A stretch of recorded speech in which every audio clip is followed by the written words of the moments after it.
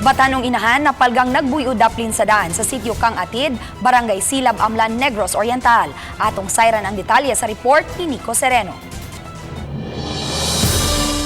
Paghulagway ni Joshua Ayunting, igsoong lalaki sa biktima nga si Suet Barete nga nakaangkon og daghang tinigbasan o kinawrasan ang nagkadayang bahin sa lawas sa iyang manghod. Hindi ini dapat ini gaanan siya purma. Ano dre? Ano naputol ni inay ni natunga.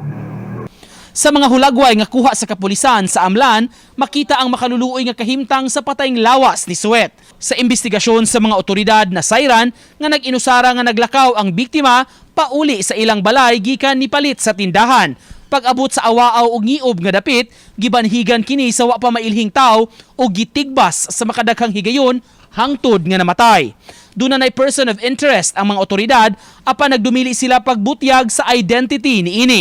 Tanang ang gulo amo yung gi lantaw amo yung gi subay husay ng gulo pero sa pagkaroon namin sa kining hatred kining kasuko na sila. Gisalikway sa kapulisan ang posibilidad nga gilugos o tinguhang among-amungan ang biktima una pa mahitabo ang krimen. Naghingaping kasuko o pagdumot ang ilang gitutukan nga anggulo. Apan ang pamilya ni Suet kusganon nga mibarog nga wa kini kaaway. Naglisod di ko kay dawat ini tungod nga na mga bata. Dili ko kagaya. Tabangin taong kung justisya ani.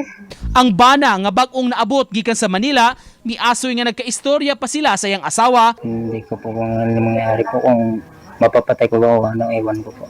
Nagbasol si Barete nga wa siya nahimo aron panalipdan ang iyang asawa. Hustisya ang singgit karon sa banay Ayunting ug sa bana ni Suet. Nailo ni ini ang iyang duha ka mga gagmay pang anak. Hangyo sa kabanay sa biktima nga paspasan sa kapulisan ang investigasyon ug dakpon ang mga mamumuno aron kasilutan sa krimen nga iyang nahimo. Nico Sereno, Balitang Bisdak.